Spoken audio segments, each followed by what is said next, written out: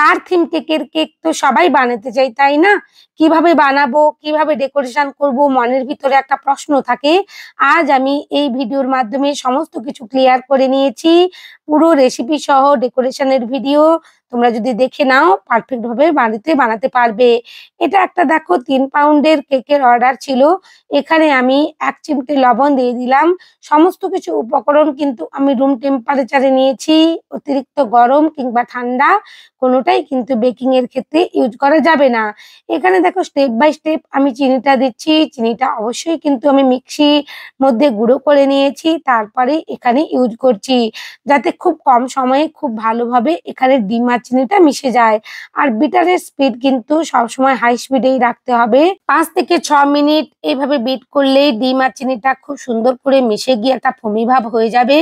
এই পর্যায়ে এসে আমি তেলটা দিয়ে দিলাম। এরপর এসেন্সটাও দিয়ে দিচ্ছি। এখানে ভ্যানিলা এসেন্স ইউজ করছি। আর এটা দুটো ফ্লেভারের কেক বানাতে হচ্ছিল। উপরের টেয়ারটা ছিল ভ্যানিলা আর নিচের যে আমি বড় বেসটা রেডি করেছিলাম বাটারস্কচ। এখানে দেখো হালকা হাতে আমি একটা হ্যান্ড উইক্স দিয়ে একই ডিরেকশনে ময়দাটা চেলে চেলে মিশিয়ে নিচ্ছি।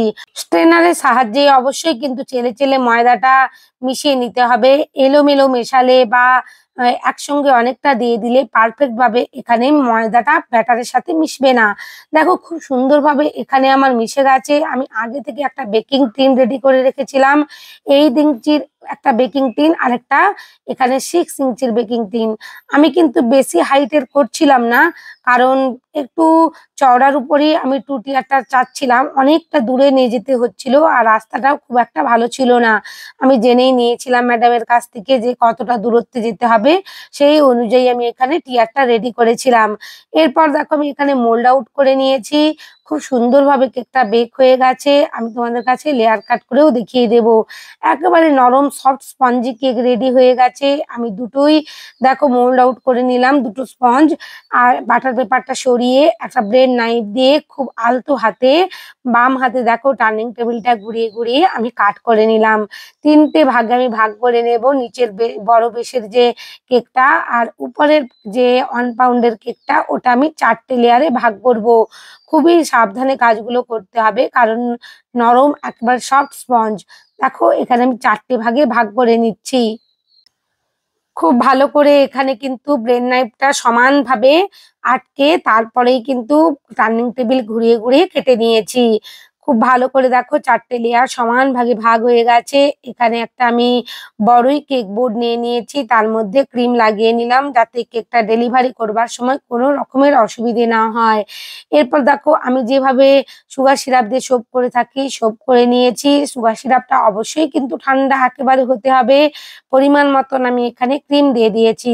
ক্রিমটা প্যালেট নাইফ দিয়ে চারিদিকে সমানভাবে স্প্রেড করে নিতে হবে। কোথাও কিন্তু কম বা বেশি এরকম ভাবে রাখবে না। একেবারে সমানভাবে সুন্দর করে চারিদিকে কিন্তু ক্রিমটা স্প্রেড করে নিতে হবে। এরপর যেভাবে আমি বলেছিলাম বাটারস্কচের ফ্লেভার ছিল নিচের যে বেসটা আমি রেডি করব। তো সেইভাবেই আমি বাটারস্কচ দেখো এখানে সস দিয়ে দিয়েছি। এই বাটারস্কচ সসটা আমার হোমমেড। আমি ডেসক্রিপশন বক্সে লিংক দিয়ে দেব। তোমরা যারা এরকম বাটারস্কচ সস বানাতে চাও তারা অবশ্যই বাড়িতে বানিয়ে ইউজ করতে পারবে। এরপর দেখো আমি এই যে এখানে বাটারস্কচ ক্রাঞ্চটা ইউজ করছি, এটা অবশ্যই আমি কিনে এনেছিলাম। বাড়িতেও বানানো যায়, আমি কিনে এনেছিলাম এটা। এরপর দ্বিতীয় স্পঞ্জটাও বসিয়ে দিয়েছি। একই রকম ভাবে দেখো এখানে সুগার সিরাপ দিয়ে সোপ করে নিলাম আর পরিমাণ মতন ক্রিম দিয়ে চারিদিকে স্প্রেড করে নিচ্ছি ক্রিমটা। একেবারে সাইডের অংশ থেকেও আমি খুব ভালো করে ক্রাম কোটিং করে নেব। এইভাবে যদি তোমরা কাজগুলো করো ধৈর্য ধরে ধীরে ধীরে প্ল্যান মাফিক, তাহলে পারফেক্ট ভাবে কিন্তু একটা ক্রিম কেক বাড়িতে অনায়াসেই বানাতে পারবে। খুব ভালো করে দেখো উপরের অংশে আমি কিন্তু ক্রিমটা নিয়ে নিয়েছি। এরপর আবারও আমি এখানে বাটারস্কচ সস দিচ্ছি। ভালো করে বেশি করেই দিয়ে দিয়েছি পরিমাণ মতন। এখানে কিন্তু কোয়ালিটির সাথে কখনোই কম্প্রোমাইজ করবে না, যেটা আমি প্রত্যেকটা ভিডিও বলে থাকি। কোয়ালিটি যত তুমি ভালো দেবে তোমার কাজটাও তত ভালো হবে আর নিজের মধ্যে স্যাটিসফ্যাকশনটাও ভালো থাকবে। আবারও দেখো ভরে ভরে আমি এখানে বাটারস্কচ যে ক্রাঞ্চটা হয় সেটা দিয়ে দিয়েছি আর তৃতীয় স্পঞ্জটা বসিয়ে দিয়েছি। এখানে আমি অল্প অল্প করে ক্রিম দিয়েই ক্রাম কোটিংটা করে নেব, বেশি ক্রিম দিয়ে করছি না। দেখো অল্প অল্প করে ক্রিম দিচ্ছি আর ক্রাম কোটিং করে নিচ্ছি। ক্রাম কোটিং করে কিন্তু অবশ্যই বোর্ডটা ক্লিন করে ফ্রিজের মধ্যে 30 মিনিটসের জন্য রাখতেই হবে। আমি ছোট কেকটা যতক্ষণ রেডি করব সেই সময়টুকু রেখে দিয়েছিলাম ফ্রিজের মধ্যে। এরপর দেখো আমি বোর্ডের মধ্যে কিন্তু কোনো রকমের ক্রিম লাগাচ্ছিলাম না এই কেকটা বানানোর সময়, কারণ এটা আমি টিয়ারে বসাবো। আর এটা আমি 6 ইঞ্চির মোল্ডে রেডি করেছিলাম। এখানে ভ্যানিলা ফ্লেভারের ছিল, তো সেই অনুযায়ী বানিয়ে দিচ্ছিলাম। ওনারা দুটো ফ্লেভারের চেয়েছিলেন, উপরেরটা ভ্যানিলা আর নিচেরটা বাটারস্কচ। সেই অনুযায়ী আমি এখানে কিন্তু রেডি করে দিয়েছি। আর ডিজাইনটাও একেবারে কাস্টমাইজ।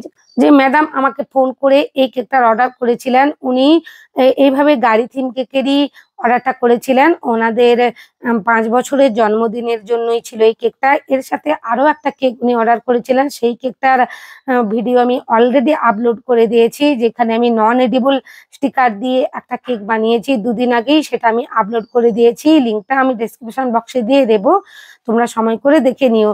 দেখো খুব ভালো করে এখানে আমি ক্রাম কোটিং করে নিচ্ছি।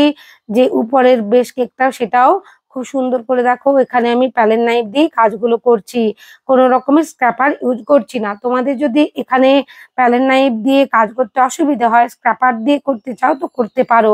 এরপর আমি বড় যে বেশ কেকটা সেটা বের করে এনেছি। দেখো আমার খুব সুন্দর করে সেট হয়ে গেছে। এখানে হালকা স্কাই ব্লু কালার করছি। এই ধরনের কার্থিম কেকগুলো বেশগুলো এরকম ধরনেরই ব্লু কালারের একটা বেশ হয়, এরকম স্কাই ব্লু কালারেরই বেশ রেডি করতে হয়। তাই আমি এখানে হোয়াইট কালার ক্রিমের সাথে, যে হুইপ ক্রিমের সাথে আমি কেবলমাত্র 2 থেকে 3 ড্রপ ব্লু কালার মিশিয়ে নিয়েছিলাম। রয়্যাল ব্লু কালার এইরকম ধরনের একটা কালার এসে গেছে, খুব সুন্দর দেখাচ্ছিল কেকটা রেডি হওয়ার পর। দেখো আমার যে বড় বেশ কেকটা সেটা আমি কমপ্লিট করে ফেলেছি। ফিনিশিং করার পরেই ছোট বেশ কেকটাও আমার ক্রাম কোটিং করে সেট হয়ে গিয়েছিল, সেটাও আমি খুব সুন্দর করে দেখো এখানে ফিনিশিং করে নিচ্ছি। খুব অল্প অল্প ক্রিম দিয়ে কিন্তু আমি কাজগুলো করছি। অতিরিক্ত ক্রিম দিলে কেকটা কিন্তু খেতে ভালো লাগবে না, তাই অল্প অল্প ক্রিম দিয়ে খুব সুন্দর করে এখানে কাজটা করতে হবে। আমি প্যালেট নাইফ দিয়ে ধীরে ধীরে দেখো চারি অংশে ক্রিম লাগিয়ে নিয়ে আবার ওই এক্সট্রা ক্রিম গুলো তুলে নিচ্ছি। আর অবশ্যই কিন্তু এক হাতে প্যালেট নাইফটা ধরতে হবে স্থিরভাবে, আর আরেক হাতে টার্নিং টেবিলটা ঘুরিয়ে নিতে হবে, তাহলেই ফিনিশিংটা পারফেক্ট ভাবে আনা যাবে। এরপর আমি টিয়ার বসিয়ে নেব। যেভাবে আমি টিয়ার গুলো বসিয়ে থাকি, এখানে কয়েকটা তোমরা স্কিওয়ারও আটকে নিতে পারো, যেগুলো আমরা ফন্ডেন্ট স্টিক ব্যবহার করি। এখানে আমি স্ট্র ইউজ করছি, টিয়ার স্ট্র, তোমরা যে কোনো বেকারির দোকান থেকে পেয়ে যাবে।